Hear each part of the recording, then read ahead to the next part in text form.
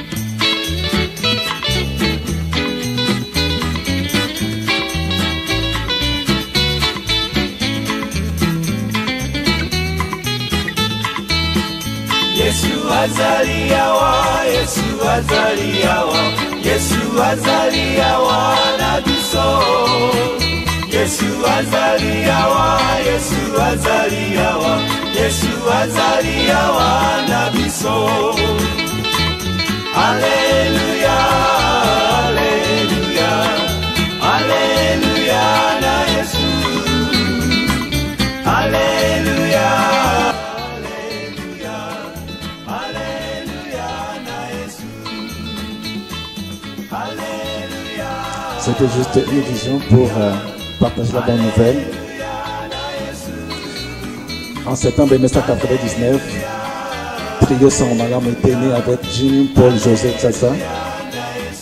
C'est le Trio Sangomalam. Au départ, c'était donc un groupe musical trio. Les frères Tsassa étaient venus habiter chez le pasteur Jim, et ensemble ils ont commencé. Très bientôt, ils sont allés au Canada pour chercher de l'argent et venir bâtir ce groupe. Au départ, l'idée était d'avoir un groupe musical pour la promotion de la musique chrétienne, surtout du chant choral. Ils sont allés aux États-Unis, au Canada. Ils ont pu avoir ces fonds-là. Voilà quel était au départ la musique. Donc en Amérique là-bas aussi, ils ont trouvé un siège. Voilà.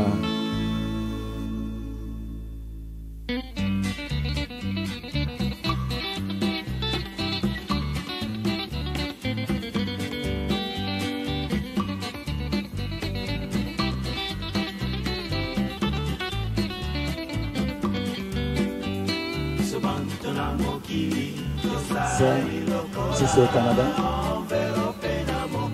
Les trois qui sont en quelque sorte les pères fondateurs de Sangomalam.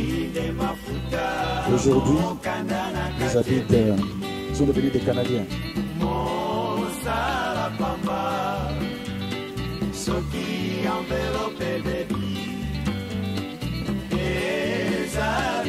Donc même là-bas aussi, ils ont prêché la bonne nouvelle à Québec.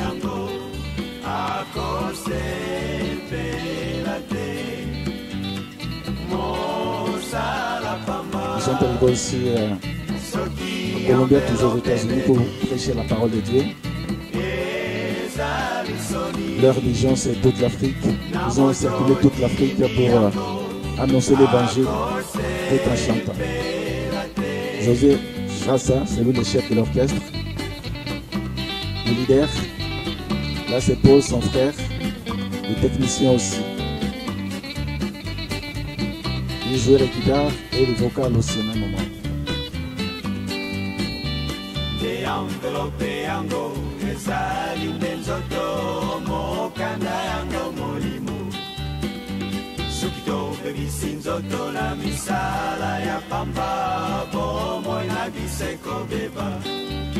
Là, ils sont en train de parler comment ils ont commencé.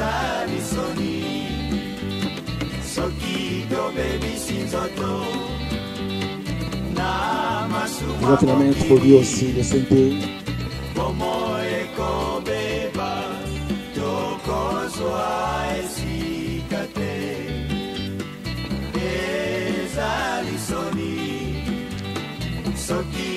Ok, merci. On peut arrêter là pour voir la deuxième vidéo. Ici à Kinshasa, comment ça a commencé. Donc, on prend cet extrait, on prend un deuxième extrait. Vidéo 31 décembre. Là aussi, il y a un extrait par rapport à l'histoire. Donc, vous avez compris que au départ, c'est ce groupe-là. C'était un groupe musical. Je crois que nos papas vont pouvoir y revenir.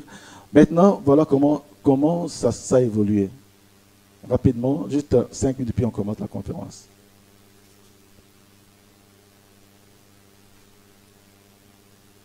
Là, c'est là où Sangomalam avait commencé, les bureaux administratifs de Sangomalam sur Mbam. À Maloueka, de Gombe à Mitendi, les auditeurs tenaient à venir assister à cette première rencontre. Ça, c'est la première rencontre. Les places, il n'y en avait plus. L'assistance voulait toucher le podium. À chaque présentation des animateurs, une clameur traduisait une soif de longue date. Personne n'avait envie de partir. Plus on y était, plus l'assistance grossissait. L'avenue Mbama était fermée. Le passage était impossible. On était obligé d'arrêter. Alors qu'on n'était pas encore à la fin de cette journée.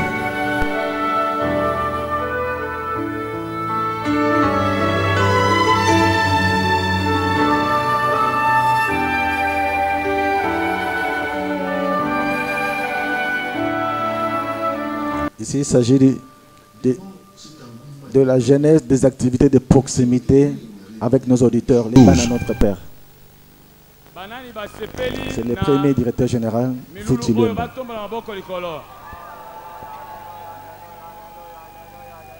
Amen. Tomoni bandeko balobi awa ezali moke. Et puis bandeko bakouta musika lokola njili, kimbanzeke, kisenso, maluku, kingabwa ezali pasi pona bango kokoma a. Yango nde tokobongisa mayanga di mosusu na mikolo ekoya. Toyebi te soki kozala na Kamanyola, soki kozala wapi toyebi te. Bino bolingi wapi?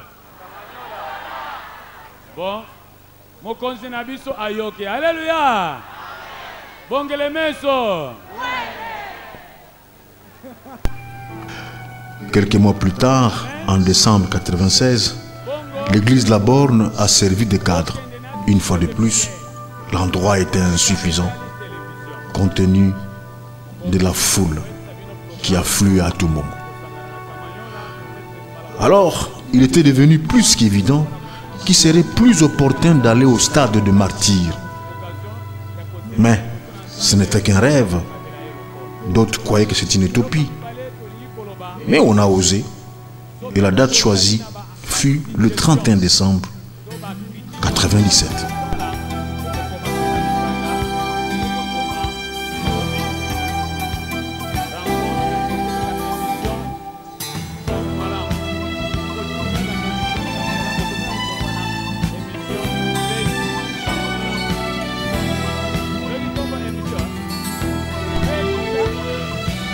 Cette préparation du 31 décembre 1997 s'était faite en pleine guerre de l'AFDEL. Le peuple avait besoin des moments de prière, une façon silencieuse de désavouer les pouvoirs en place et saluer l'arrivée 7 mois plus tôt de Mzee Laurent Désiré Kabila.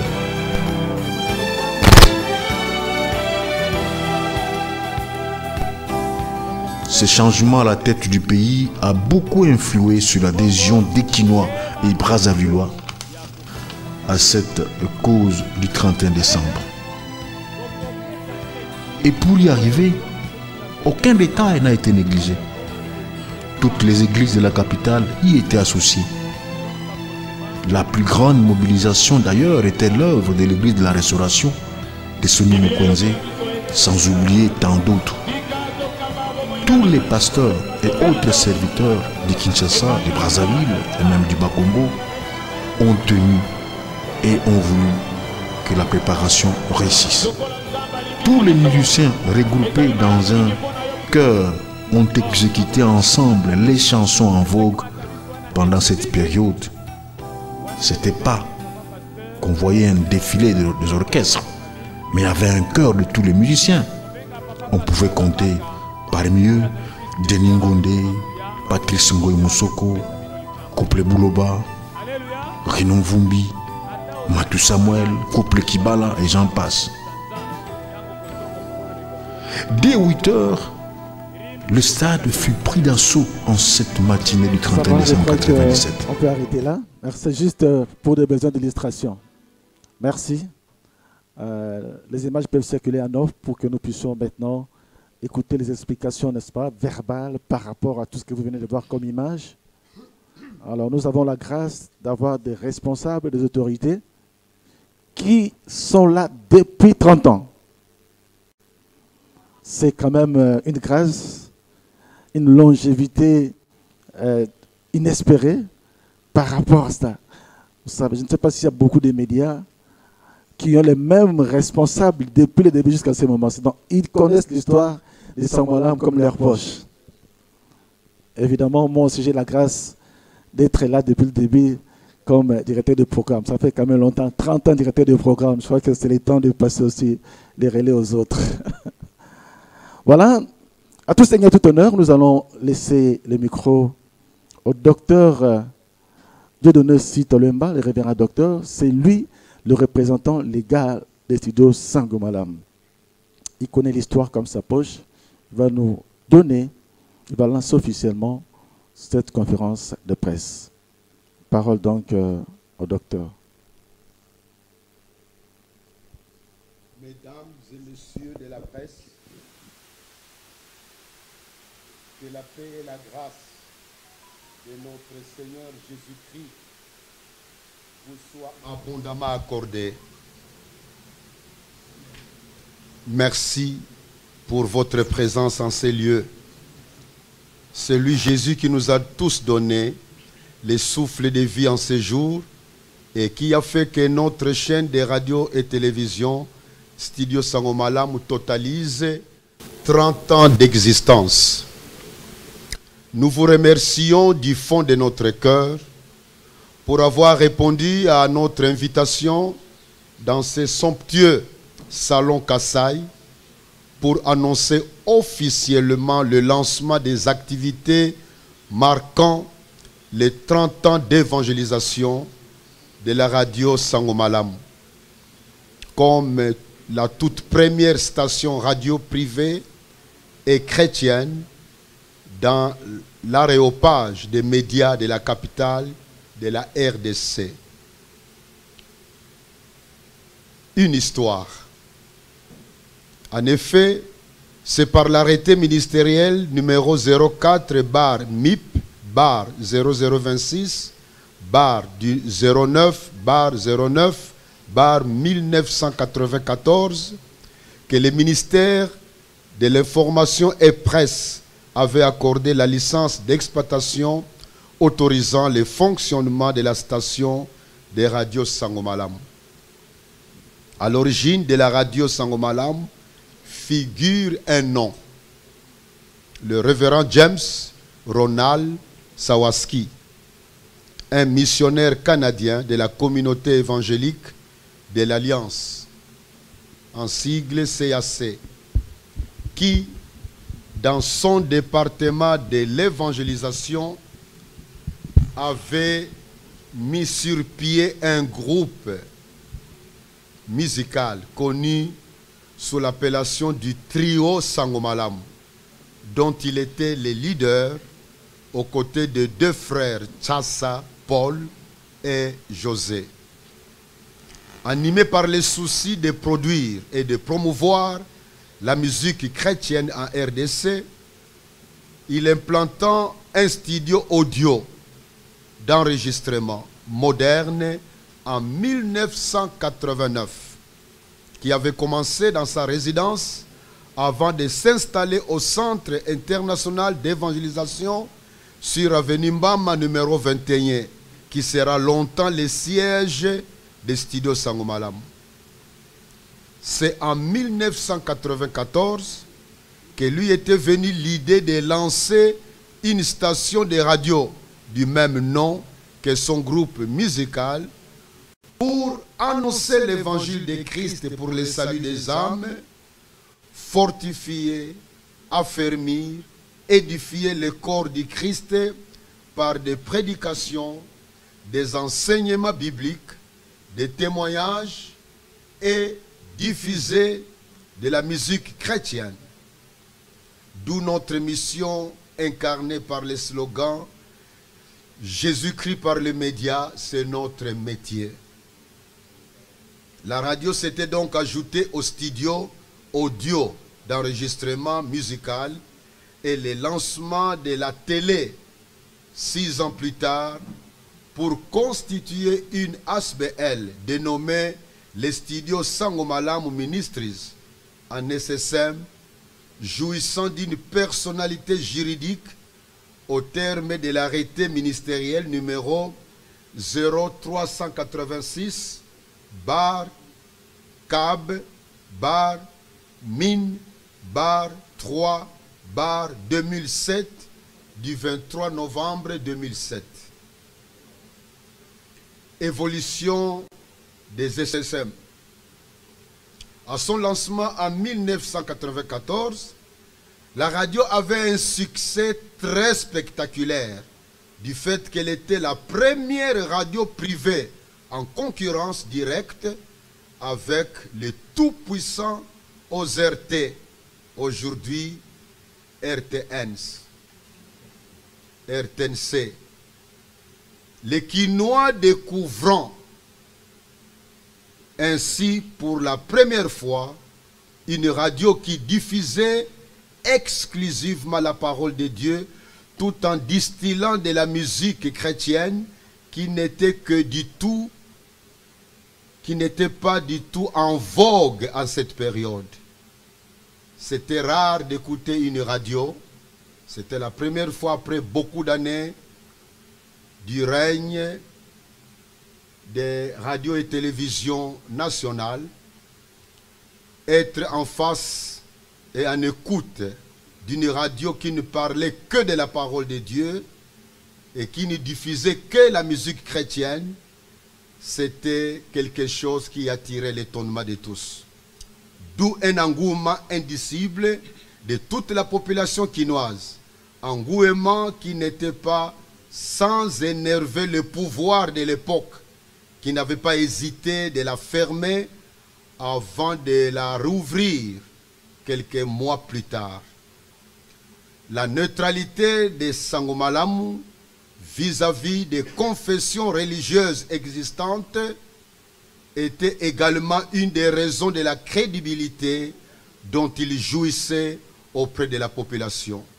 En effet, les SSM ne sont pas une église, mais un ministère qui se veut bras de l'église, corps du Christ.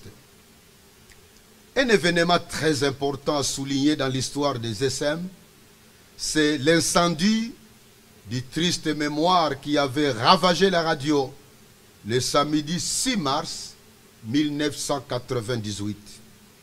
La population chrétienne de Kinshasa dans son ensemble était plongée dans la consternation la plus totale et n'avait aucunement hésité à se montrer solidaire avec leur radio. À l'appel des autorités de la radio, les peuples de Kinshasa avaient accepté de contribuer financièrement pour la résurrection de leur radio. Le total de leur libéralité avait largement suffi, non seulement pour l'achat des nouveaux équipements de la radio, mais également pour l'achat des équipements de la télévision et de la maison devant servir de siège du ministère. L'expérience de la radio à Kinshasa s'était également exportée en province, notamment à Boma dans le Congo central, à Kikwit dans le Grand Bandundu et aussi en Mbujimayi, Kasaï oriental. Voilà, le DG va compléter ce message. C'est le DG révérend Hubert Mim. Mesdames et messieurs de la presse, je vais compléter le président représentant légal de DSM en parlant de l'impact des studios Sangomalamu et des perspectives d'avenir. L'existence des studios Sangomalamu avait apporté un vent nouveau, non seulement dans l'évangélisation, mais aussi dans l'explosion des vocations ministérielles et dans l'éclosion des talents dans les secteurs de la musique, dont la propulsion fulgurante des groupes Gaël Musique, ainsi que les célèbres albums des figures de proue tels que le feu Mombaya, avec les fameux Nzambe Nanga, Napesayonini, Denis Ngonde, Matou Samuel, José Nzita, pour ne citer que cela. Les studios Sangomalamu ont eu une réelle influence dans la cartographie spirituelle en occasionnant la prolifération des églises et des institutions de formation biblique et théologique. C'était absolument un coup de pouce au réveil spirituel de la fin des années 80.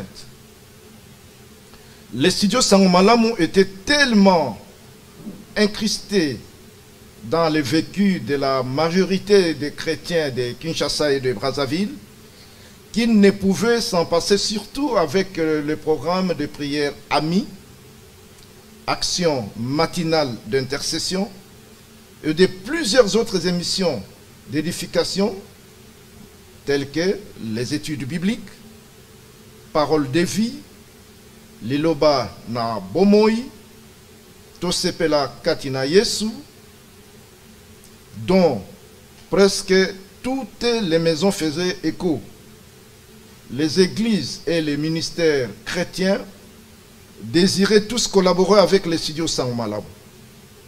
Cela donna lieu à l'organisation des activités évangéliques, des rapprochements avec le monde chrétien de Kinshasa. C'est ainsi que fut organisé le premier rendez-vous sacré avec tous les bancs à notre Père le 31 décembre 1997 au stade des Martyrs, plein à craquer.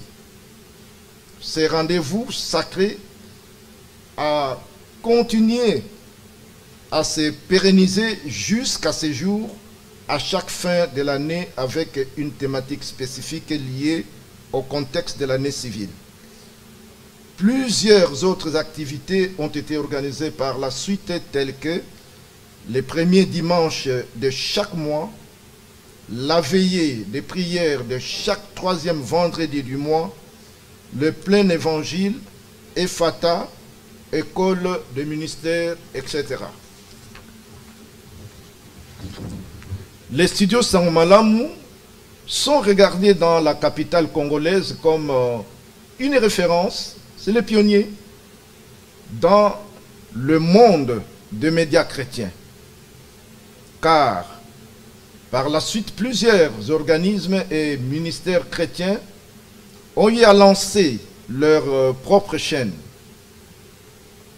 À la différence d'autres chaînes chrétiennes qui sont les propriétés de leurs églises ou des promoteurs, ou de leurs promoteurs, les studios Sangmalam sont un média au service de tout enfant de Dieu pour l'élévation du seul nom de Jésus-Christ en dehors de tout culte de personnalité. Perspective d'avenir. À cette époque de la mondialisation et du développement de nouvelles technologies de télécommunications, les studios Sangmalam sont amenés à acquérir des équipements numériques pour émettre totalement en full HD et qui doivent être installés dans les nouveaux bâtiments de trentenaires que nous venons d'ériger dans notre siège. Nous avons l'ambition d'être comptés parmi les plus grandes chaînes chrétiennes sur la télévision numérique terrestre, sur les différents bouquets satellitaires, ainsi que sur Internet. Il nous sied également de mettre sur pied des applications spécifiques d'évangélisation pour notre visibilité sur le réseau. Ce qui va nous amener à revoir entièrement nos grilles de programmes pour les hisser à la hauteur de nos ambitions et besoins de notre audience de plus en plus attirée vers les réseaux sociaux, de plus en plus en mode via les smartphones. 30 ans après, c'est une génération qui part et une nouvelle génération qui commence et doit prendre le relais de façon réfléchie pour faire briller encore les studios Sangmalam dans l'optique des exigences de la technologie moderne tout en gardant le cap sur la saine doctrine. Je laisse la conclusion opérer. Je voudrais donner la conclusion de notre exposé. La célébration de ces 30 ans d'évangélisation par les médias sera marquée par une série d'événements tout au long de ces derniers trimestres de l'année 2024, notamment des colloques, des conférences, des interviews, etc. Ces initiatives permettront de célébrer la fidélité de Dieu pour les chemins parcourus avec nos collaborateurs, nos auditeurs et partenaires, affectueusement appelés les Ban à notre Père, et avec toute la communauté chrétienne. C'est un programme qui connaîtra comme paroxysme le 31 décembre 2024, lors de notre rendez-vous sacré de chaque année, et que nous aurons en ce moment-là pour la fin de l'année 2024. Donc le 31 décembre sera un moment d'action de grâce, de réjouissance dans le Seigneur, de louanges et d'adoration et de témoignages.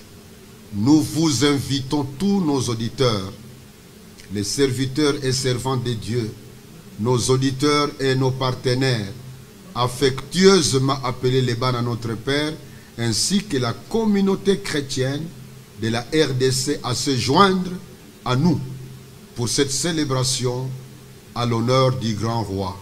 Je vous remercie.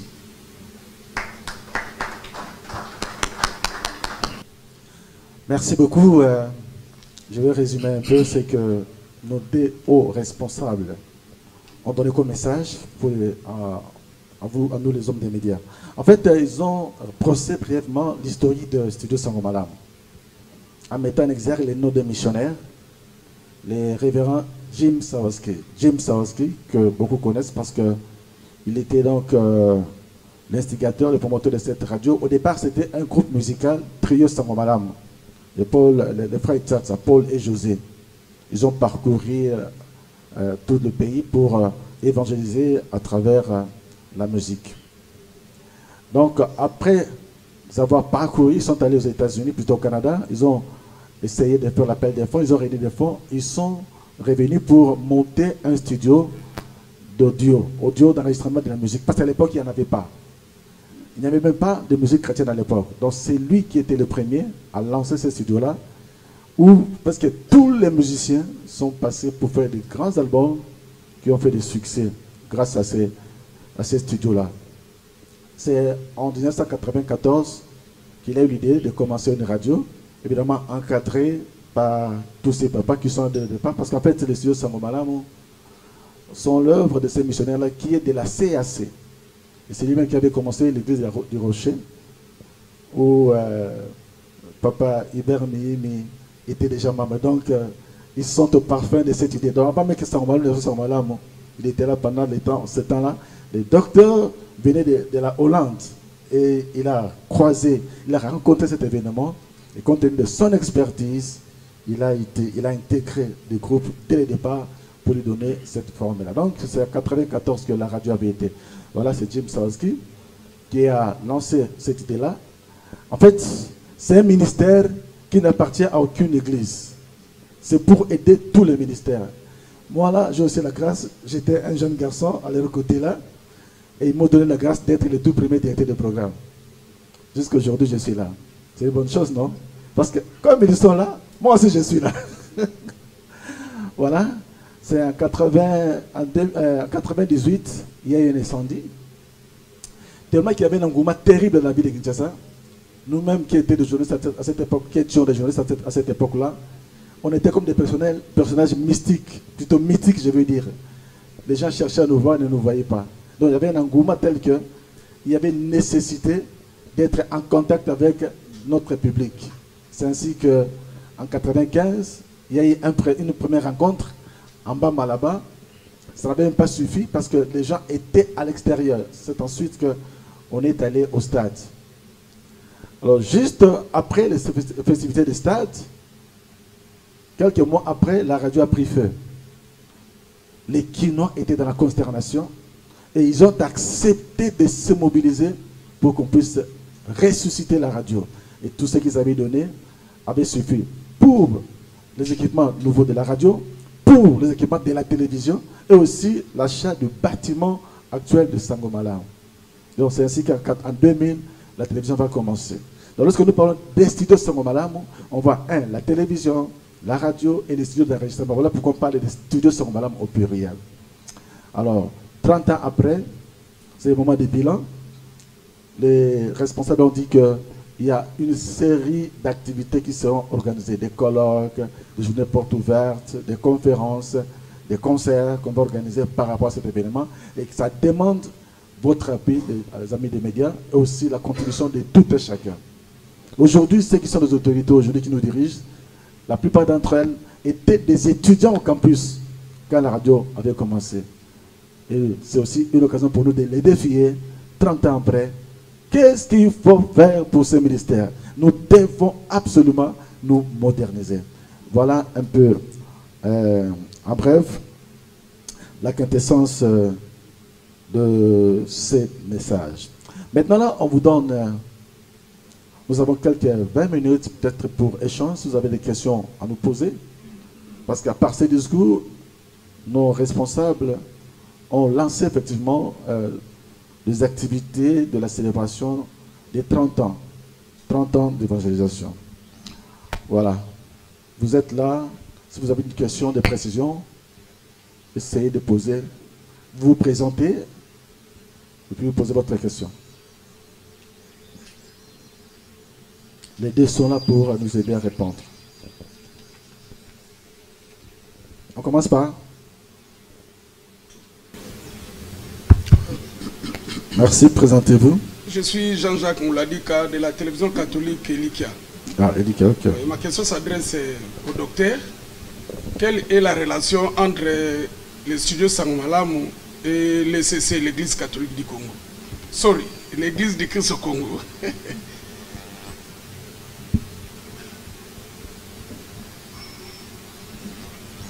On répond directement, bien on prend une série de questions d'abord. Hein.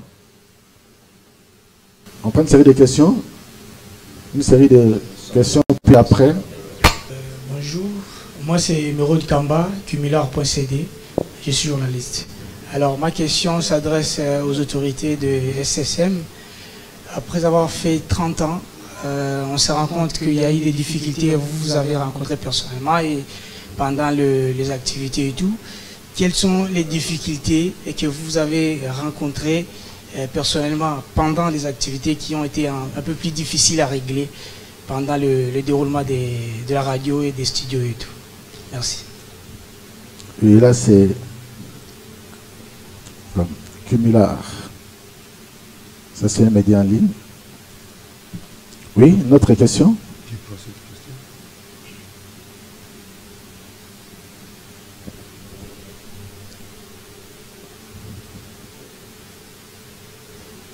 Je sais que je suis aussi journaliste, mais je n'ai pas le droit de me poser des questions. Voilà. Je suis Espérance Mbakata de la RTP. RTP, oui. RTP, oui. Je voulais poser la question au président. Vous avez cité 3 villes où il se trouve les studios Sangmalamu, Boma dans le Congo central, Kikwit dans les Grands Bandundu et Bujimaï. Alors je me demande, ce sont les moyens qui manquent pour atteindre le pays, le coin du pays, pour mettre des studios. Ok, merci. Ce sont les moyens qui manquent pour aller dans tous les coins du pays. Oui. Merci beaucoup, Madame Espérance. RTP. On prend encore 2 questions pour la première série, puis on va répondre.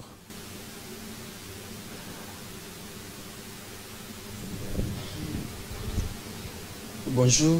Bonjour. C'est Rabi Mavinga de la Foi TV. Pardon? Rabi Mavinga de la Foi Télévision. En fait, je vais compléter la question de ma consoeur qui est là.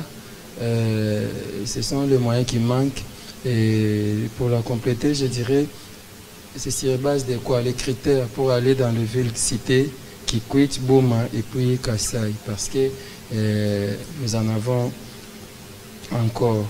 Et ma deuxième question serait de savoir quelle était la stratégie que vous avez faite, l'administration, de garder vos postes et d'être là toujours pendant 30 ans. C'est pas facile, mais ça va avec des chaînes de télévision chrétiennes où il y a qui est belé, et je ne sais pas, vous êtes bien rémunéré ou bien cela ne vous concernait pas, l'essentiel pour vous était l'évangile ou bien comment? Merci.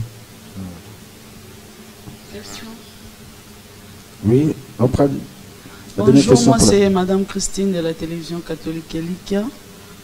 Je voulais savoir, à 30 ans après, êtes-vous satisfait par rapport aux objectifs assignés pour la création des studios Sangomalamu? Merci. Ça va? Je crois qu'on arrête d'abord là. Bon, disons que je vais préciser quelque chose par rapport à nos autorités. Sangomalamu, c'est une ASBEL, n'est-ce pas? Dans les statuts de Sangomalamu, comme ASBEL, il y a un représentant légal qui engage les studios auprès des autorités. Donc, c'est celui qu'on appelle le représentant légal. C'est le révérend docteur Sita Lemba. Mais pour la gestion quotidienne, n'est-ce pas? Dès que vous êtes venu là, vous allez suivre les directeurs généraux. Donc, c'est lui, en quelque sorte, qui gère au quotidien. C'est lui qui nomme, c'est lui qui établit aussi les points, il nous aide. Donc, voilà, peut-être vous allez vous dire, mais comment il y a deux responsables? C'est dans ce contexte-là. Donc, il y a le représentant légal et c'est lui qui gère au quotidien. Donc, déjà, quand vous sortez, vous allez laisser Papa Sita tranquille. C'est le révérend Hubert que vous allez suivre. Évidemment, il va mandater celui auprès de qui vous allez vous référer, parce qu'il ne mérite pas être. Ok, voilà. Donc, les deux peuvent répondre à toutes les questions, à toutes ces questions-là, concomitamment. Donc, ne vous étonnez pas qu'un commence et l'autre puisse donner des précisions. Parce que ce sont des questions faciles que vous avez posées pour eux. Parce qu'ils sont là depuis la Genèse. Donc, peut-être, Papa Sita, tout ça, on va commencer par la première question. Les rapports entre SCC et les studios Sangomalamu posés par notre frère de la RTC.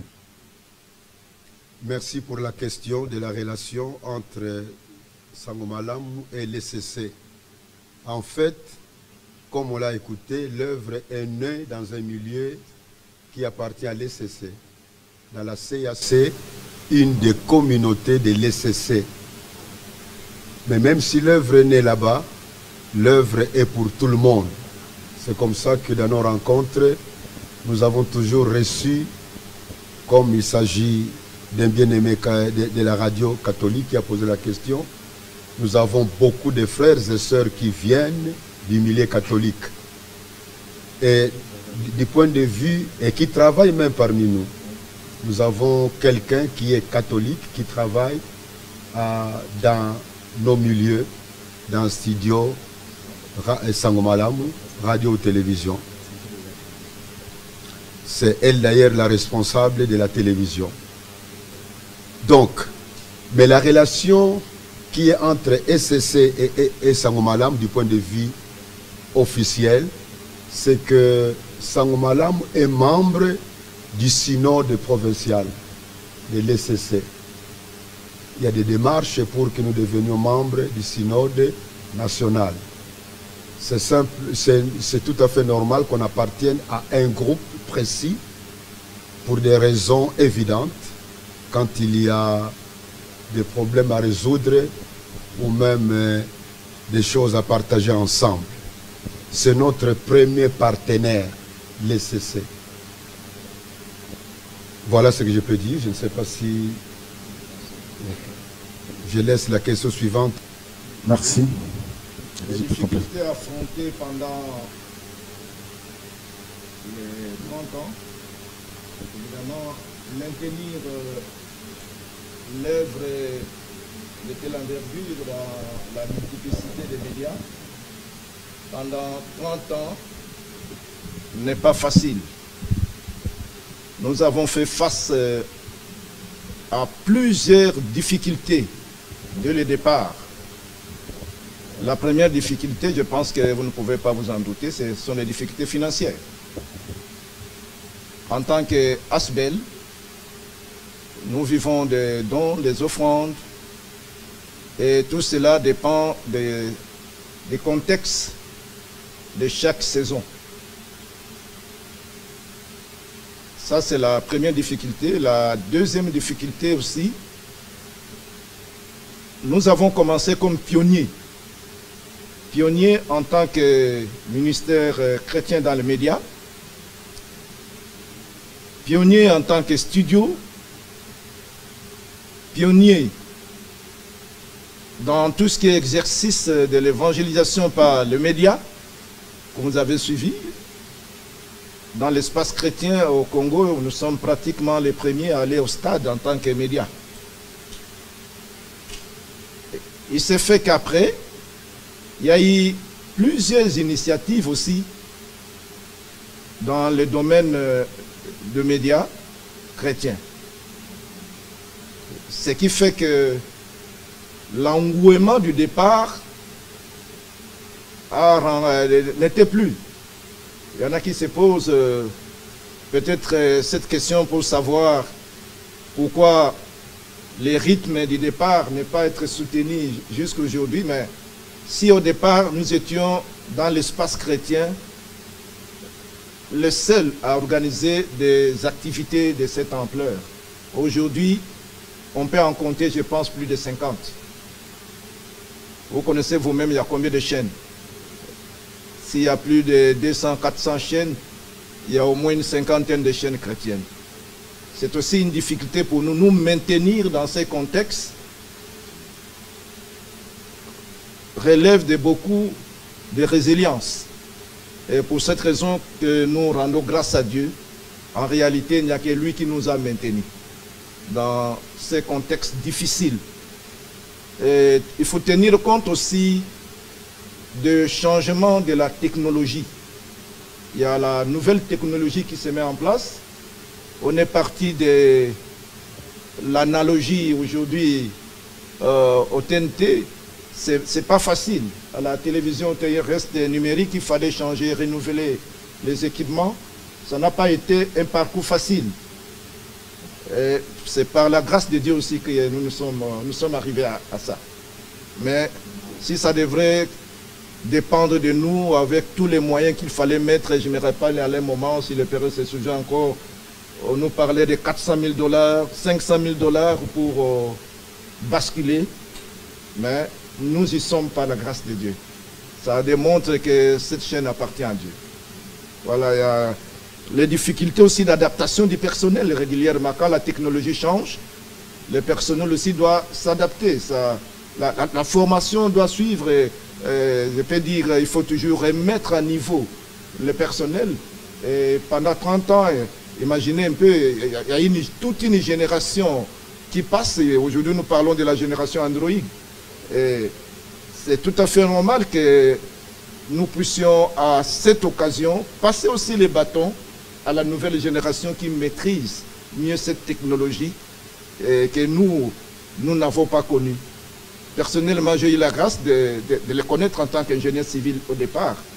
Et puis j'ai fait la polytechnique. Mais ce n'est pas donné à tout le monde de s'adapter rapidement. C'est pour répondre aussi à la question comment on peut se maintenir pendant 30 ans. C'est puisqu'on a aussi un background sur la technologie. Certaines difficultés, il y a la difficulté aussi de modernisation. À côté de la résilience, on ne peut pas faire l'évangélisation sans équipement. Nous faisons l'évangélisation en plein air. Ça demande des instruments pour aller en plein air. Non seulement les instruments, ça demande le podium. Aujourd'hui, on doit parler aussi de faisceaux si nous devons émettre en direct. Et tout cela nous demande beaucoup d'argent. Faire fonctionner Sango Malamu demande beaucoup de moyens. Ce qui fait que par la grâce de Dieu, les bancs de notre Père ont pris les responsabilités. Et en passant, je remercie tous les partenaires et tous les bancs de notre Père qui sont les premiers partenaires de Sango Malamu. Il y a même un nouveau slogan que l'un d'eux vient de lancer. Yesu na motema Sango Malamu na mapeka. Yesu na motema Sango Malamu na mapeka, puisqu'ils ont pris Sango Malamu sur leurs épaules. Voilà ce que je peux dire. Nous avons résisté pendant 30 ans par la grâce de Dieu et nous allons aussi nous moderniser après 30 ans par la grâce de Dieu.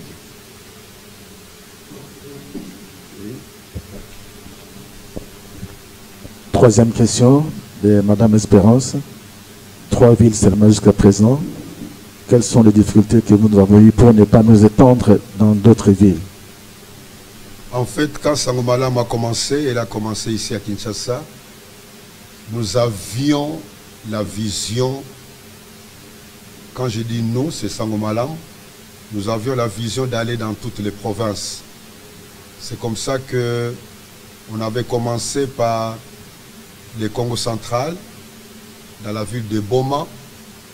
Après, c'était à Kikwit. Après, nous sommes allés à Mbujimaï. Mais à Mbujimaï, l'œuvre n'a pas pris des racines, à tel point qu'aujourd'hui, nous ne sommes qu'à Boma, dans le Congo central, et à Kikwit. Mais si on n'a pas continué, il peut y avoir plusieurs causes. Mais la cause principale, c'est qu'aujourd'hui, avec l'Internet, on peut atteindre des différents milieux, même au-delà du pays, parce que nous avons des gens qui nous écoutent grâce à l'Internet, par Canal+. Plusieurs nous écoutent à travers le monde.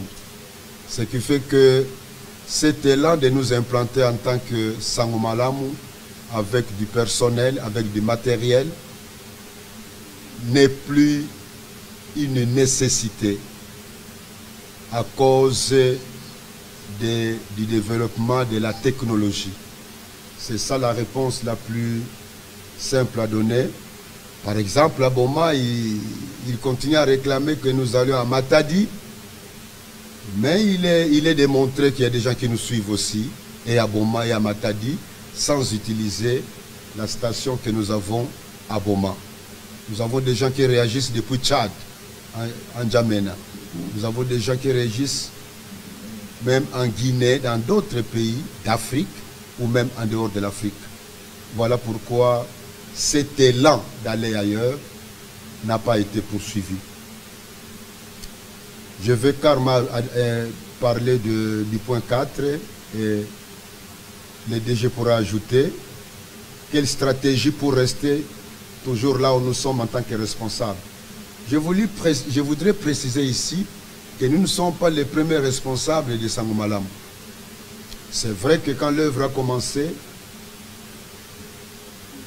du point de vue prédicateur à la radio, nous avons été là jusqu'aujourd'hui. C'est par la pure grâce de Dieu, car il y a aussi des gens qui prêchent mieux que moi, par exemple.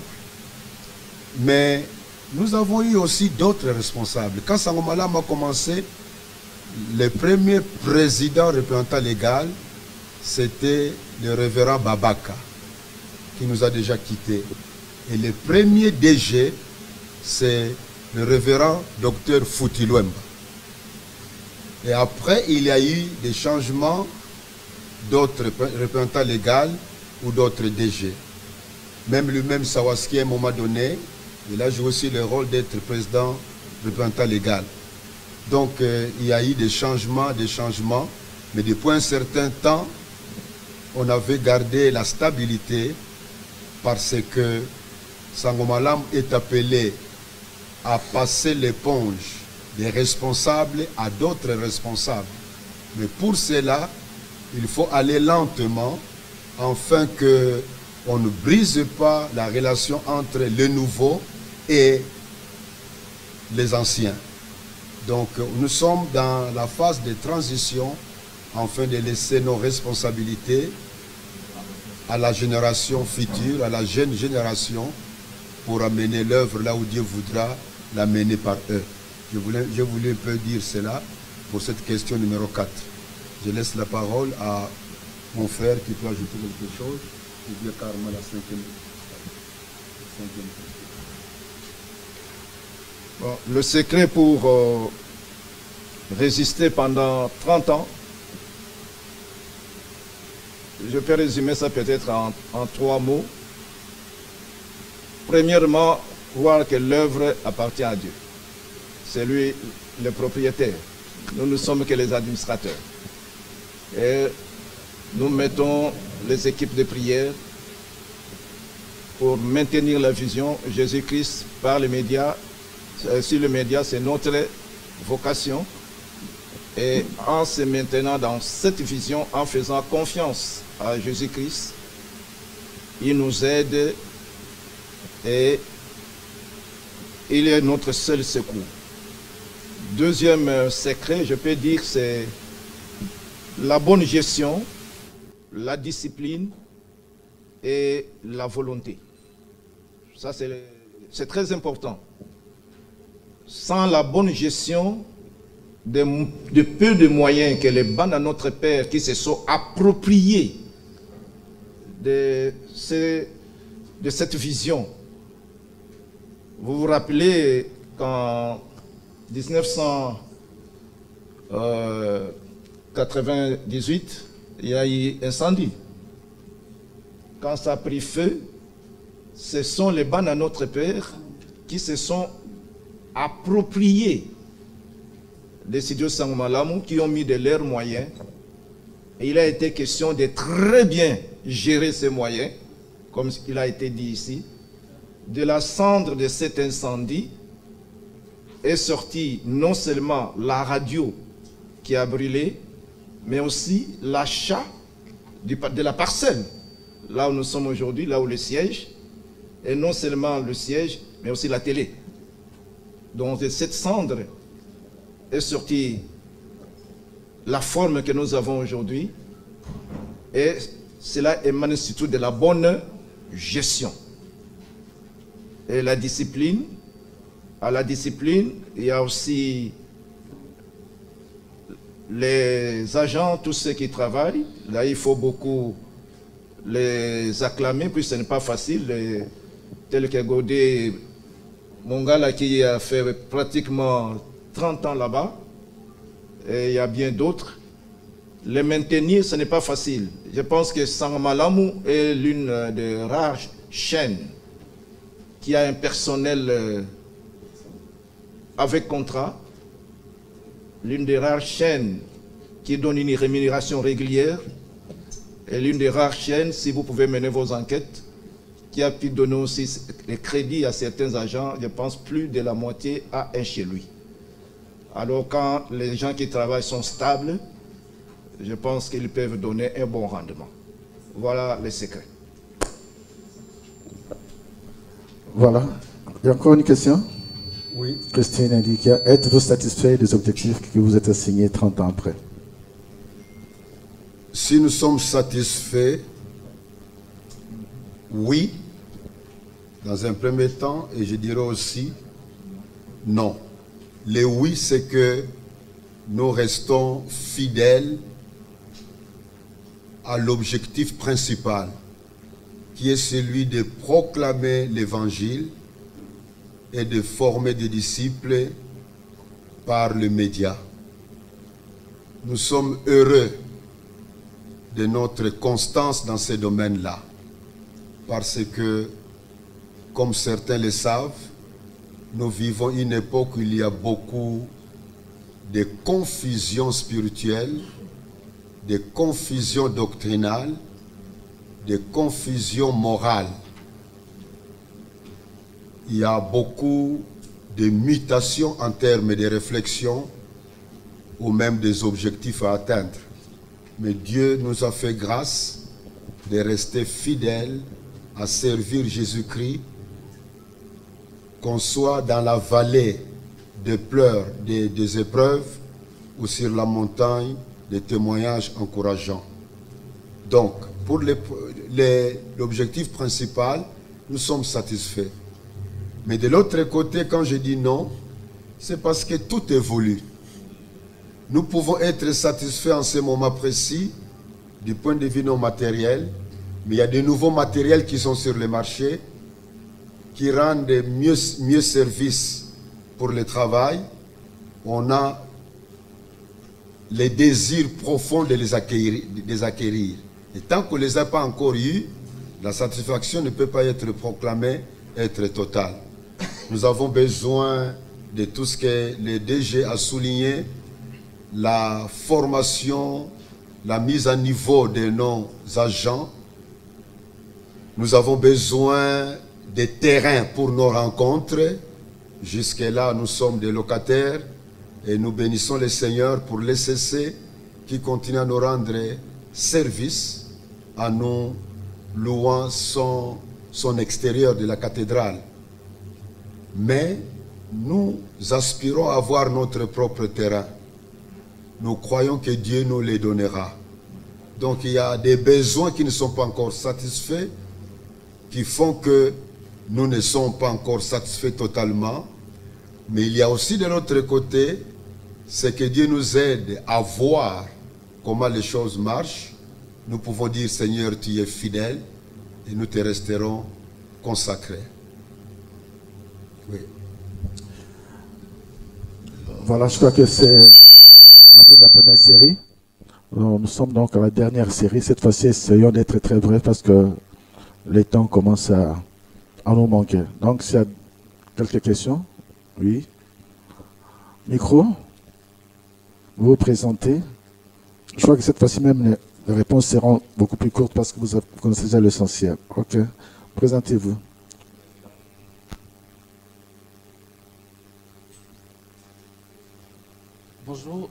Bonjour, c'est Genovic Mboa, Top Congo FM.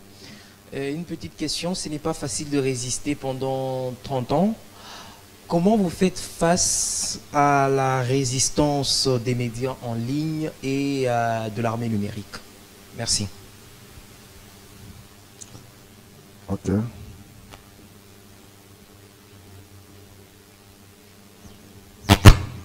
Merci beaucoup, Genovic Mboa. Top Congo. Bonjour. C'est Hardy Moyo, journaliste au journal La Prospérité. Ma question est celle de savoir, les studios Sangomala ont été donné une chaîne chrétienne d'évangélisation. Pourquoi vous n'organisez pas les activités successivement dans les milieux publics? Merci.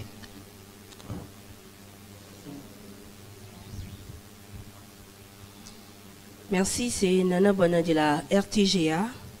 Ben, ma question est de savoir, est-ce 30 ans après, Studio Sangomalamu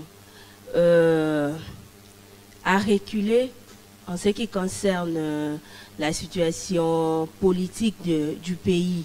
On a connu un Sangomalamu qui portait vraiment la situation politique du pays. Nous avons vu Sangomalamu un jour appeler la population congolaise pour prier pour la nation et on avait eu de résultats concrets. Et aujourd'hui, comme si Sangomalamu s'est tué face à la situation politique, est-ce dans l'organisation du studio Sangomalamu, il y a des émissions qui parlent, qui interpellent les dirigeants politiques de la République démocratique du Congo? Merci beaucoup, Madame Nana. RTG. Oui. Merci pour la parole. Je suis Lisa Botoku de l'Univers Télévision. Alors, puisque nous parlons du studio Sangomalamu au pluriel, alors ma question est celle de savoir, est-ce que les studios Sangomalamu sont-ils satisfaits de l'engagement de chrétiens dans la gestion de la vie nationale? Merci. Oui.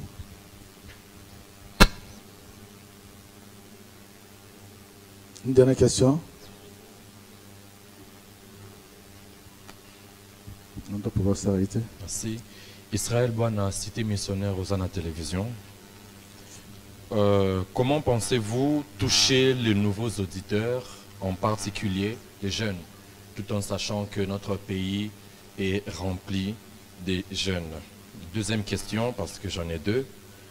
Quel est l'apport des studios Sangomalamu à l'éveil patriotique et au changement des mentalités de notre population? Merci. Ça va, merci. Je crois que c'est la dernière série parce que on va vraiment premier par rapport au temps qu'on nous avait accordé par rapport à la salle. Donc, les deux sont là, Top Congo. Après la première question, comment est-ce que nous faisons face à l'émergence des médias en ligne et aussi aux défis des technologies modernes par rapport aux avancées technologiques? Parce qu'aujourd'hui, les gens sont beaucoup plus dans les réseaux sociaux, dans leur télévision, dans leur téléphone. Comment est-ce que Sangomalamu essaie de résister à cette menace-là?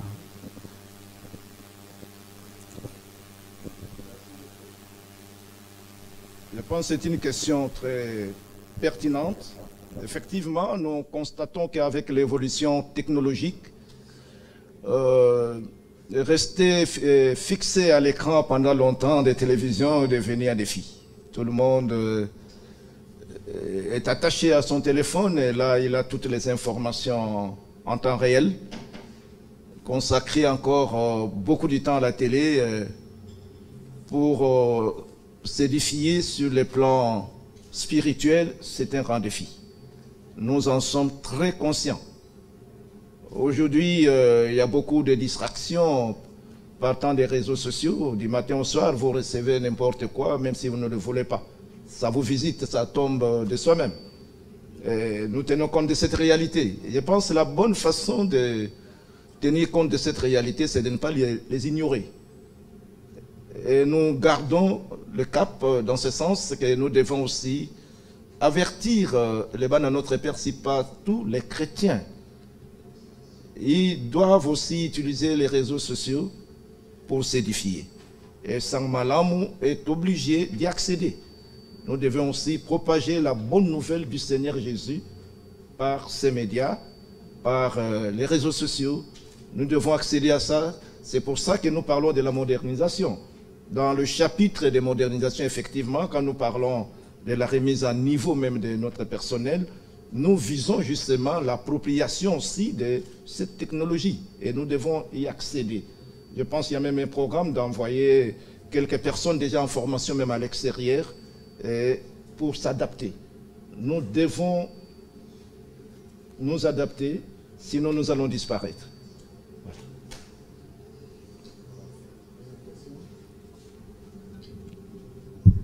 La deuxième question, c'est... Les activités dans le milieu public, pourquoi on ne fait pas ça? Pourquoi on ne fait pas des activités dans le milieu public? Je ne sais pas. Je pense que la question a été posée par notre cher journaliste de Prospérité. Nous voulons simplement lui dire que si vous êtes attentif, vous vous rendrez compte que nous avons des activités aussi dans les milieux publics. Il n'y a pas un milieu qui est pour nous un milieu inaccessible. Donc nous sommes partout où nous pouvons être présents. Ce dimanche, nous aurons la rencontre. Évidemment, là, on dirait que ce n'est pas très public parce que c'est là où nous avons nos réunions du 31 décembre. C'est dans l'esplanade de la cathédrale. Mais il arrive que nous ayons des réunions au stade. Il n'y a pas un problème pour nous. Il suffit que les lieux soient utiles pour nous. On est là présent pour parler. Je pense directement à la troisième question pour donner la parole au DG. Du point de vue politique, nous nous intéressons à la politique de notre pays. C'est question d'être attentif à certains messages ou à certains enseignements qui sortent des radios Sangomalamu. C'est normal qu'on ne soit pas seulement branché sur ça, parce que l'être humain a plusieurs besoins. On ne peut pas seulement garder l'attention. Nous ne sommes pas une radio qui ne peut que se focaliser sur la politique, ou bien sur l'économie, ou bien sur ceci ou cela, ou bien sur les mariages. Nous essayons d'aborder tous les thèmes possibles. Ce qui fait qu'il y a même des périodes où si quelqu'un ne nous visite qu'à ce moment-là qu'on est en train de parler de la politique, il pensera qu'on ne parle que de la politique. Nous sommes une radio et télévision apolitique, mais du point de vue message de la Bible, quand les thèmes que nous sommes en train de traiter tombent sur cet aspect-là, on en parle sans peur, parce qu'on n'est pas là pour injurer les gens, on est là pour proclamer la vérité et rappeler à ceux qui dirigent que la Bible nous donne des conseils utiles sur comment diriger nos pays. Et ils sont interpellés par la parole de Dieu. Du point de vue prière, il y a des prières qu'on fait sur les pays. On prie régulièrement pour les pays, on prie pour différents aspects. Je crois que c'est question d'être attentif à ce que nous faisons pour arriver à une conclusion personnelle à donner. Voilà, concernant cette question, Sangomalamu n'est pas un ministère qui doit s'engager à une seule thématique. Sang Malamu est d'abord un ministère à vision. Notre vision est claire. Jésus-Christ par le média. Ça, c'est notre métier. Mais quand il s'agit, par exemple, de la prière pour la nation, prier pour la nation, c'est tout à fait normal que ce chapitre nous intéresse. Et c'est tout à fait normal peut-être que les personnes, c'est pas la personne qui initie une telle prière pour la nation, fasse aussi recours à l'expertise de Sang Malamu. Vous venez de voir sur le plan historique, Sang Malamu, en 97, a amené tous les Quinois au stade pour prier, pour rendre grâce à Dieu, et ça avait coïncidé avec un changement de régime. Vous avez suivi les commentaires du pasteur Paul Diakese. Nous gardons cette expertise-là aussi. Vous avez vécu peut-être le plus grand événement, pour moi c'est le plus grand événement du siècle si vous voulez, dans notre pays, le 23 juin 2019, où notre pays a été consacré à Dieu par le président de la République. Mais c'est tout à fait normal qu'à un tel événement, Sang Malamu ne soit pas absent. Et c'est Sang Malamu qui a retransmis en direct avec la RTNC. C'était les deux seules chaînes qui étaient autorisées à le faire. Puisque c'est notre vocation, c'est notre appel. Jésus-Christ par les médias. Et s'il fallait consacrer les pays, remettre les pays entre les mains de Dieu, c'est tout à fait normal que Sang Malamu soit là. Mais Sang Malamu reste apolitique.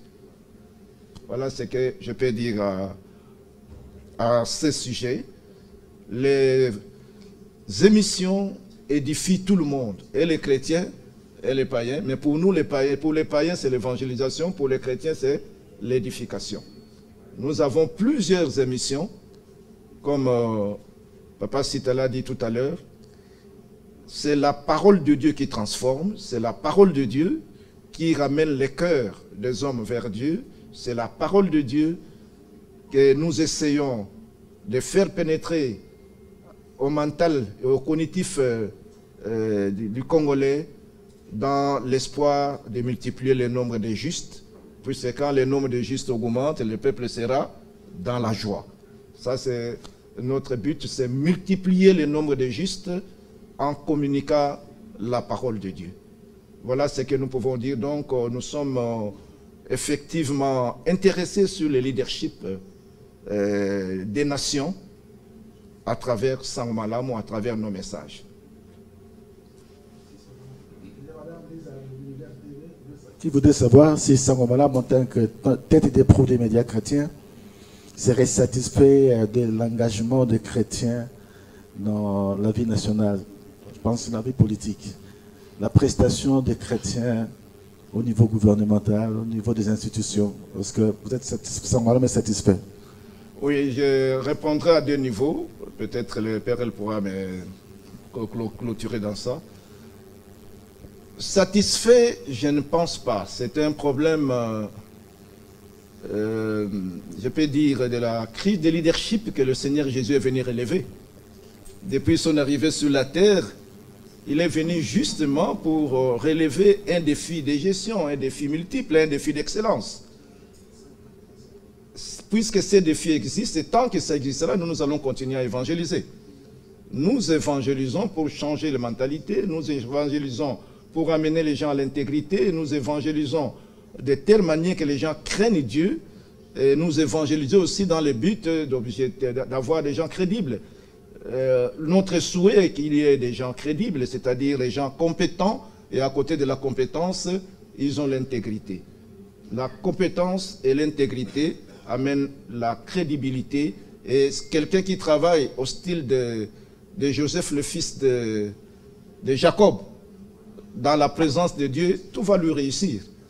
Notre souhait est d'amener la présence de Dieu dans toutes les institutions. Notre souhait est que les enfants de Dieu mettent en pratique ce qu'ils lisent dans la parole de Dieu, qu'ils obéissent à la parole de Dieu en exerçant leurs fonctions au style de David ou Daniel qui a travaillé d'une manière, disons, en craignant Dieu. Je pense qu'il y aura les résultats. satisfait pour tous les chrétiens au monde entier? Je dirais que non. Le défi est très grand. Le défi est très grand. Et nous devons prier pour la terre entière, puisque le défi est mondial. Est-ce que tous les chrétiens du monde entier seraient les meilleurs dirigeants? Je ne sais pas. Mais tout ce que je sais, Jésus-Christ est vivant. Il nous a montré le leadership de service. C'est lui que nous devons suivre. Si nous le suivons, nous aurons aussi un bon résultat. Mais c'est un grand défi. C'est un grand défi pour l'homme en général, face au matériel, face à l'argent, face au pouvoir, face à la femme. S'il n'est pas réellement converti, si Jésus-Christ n'est pas réellement dans sa vie, s'il ne craint pas Dieu, le défi sera toujours là. Donc Sango Malamu continuera à diffuser la parole de Dieu pour la transformation de l'homme en général et pour asseoir les chrétiens et les amener vers la maturité. J'aborde aussi la dernière question qui concerne à dire comment toucher, l'avant-dernière question plutôt, de l'univers. Est-ce que nous sommes satisfaits? Et puis il y a aussi les problèmes de la vie. Non, je voulais dire, dans le changement de mentalité, nous collaborons aussi avec le CSM, le changement de mentalité. Nous collaborons. Donc nous voulons effectivement voir le changement de mentalité. Et pour les jeunes aussi, il est grand temps pour nous de nous occuper d'eux. Dans chaque réunion publique, chaque premier dimanche du mois, nous appelons les jeunes, nous prions pour eux et nous venons même d'amorcer une réunion spéciale des jeunes de Sango Malamu. 30 ans après, nous devons avoir une équipe solide des jeunes de Sango Malamu. Cela est déjà mis en place, c'est juste un départ, ça fait partie justement des perspectives d'avenir, ça fait partie de l'appropriation de l'œuvre par leur génération. Voilà ce que je peux dire. Voilà, merci beaucoup. Je crois qu'on a terminé pour... je crois que vous avez amplement de renseignements. Je crois que même au niveau de l'organisation, on a prévu un peu les textes là pour ceux qui voudraient aller en profondeur de texte de cette conférence ici. Alors pour le moment, on laisse la parole à notre représentant légal pour dire un mot de la fin par rapport à cette conférence. Il va donc clôturer cette conférence en disant un mot. Soyez prêts, attendez.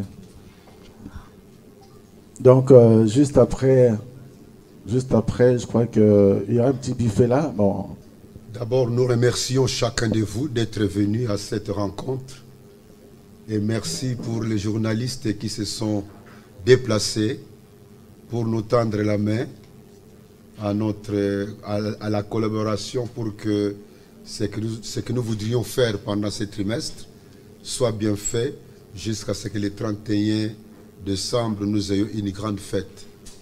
Donc en conclusion de ce moment, j'annonce officiellement le lancement des activités que nous allons inaugurer ou que nous venons d'inaugurer pour les 30 ans des réflexions, des prières, des louanges, les 30 ans pendant lesquels nous voudrions repenser sur ce que nous faisons pour refixer ce qui doit être refixé ou pour continuer à améliorer ce que nous faisons déjà. Donc je lance officiellement l'ouverture des activités qui sont là pour notre grande fête du 31 décembre qui coïncide avec la grande fête que nous aurons des 30 ans d'existence. Voilà ce que je voulais donner comme mot de la fin. Que le Seigneur bénisse ce commencement d'un voyage qui terminera le 31 décembre, afin que même des anciens qui ont été avec Sango Malamu, des pasteurs ou des musiciens, mais qui sont loin du pays ou qui ne sont plus avec nous, nous avons le souci de leur dire, venez, Dieu nous a bénis ensemble, fêtons ensemble, louons-le ensemble pour commencer l'autre voyage qui va commencer les 31e année de notre existence. Que le Seigneur nous bénisse. Amen. Amen. Merci. Il pourra aussi clôturer par une bénédiction. C'est notre patriarche. Il va nous bénir. On peut se tenir debout.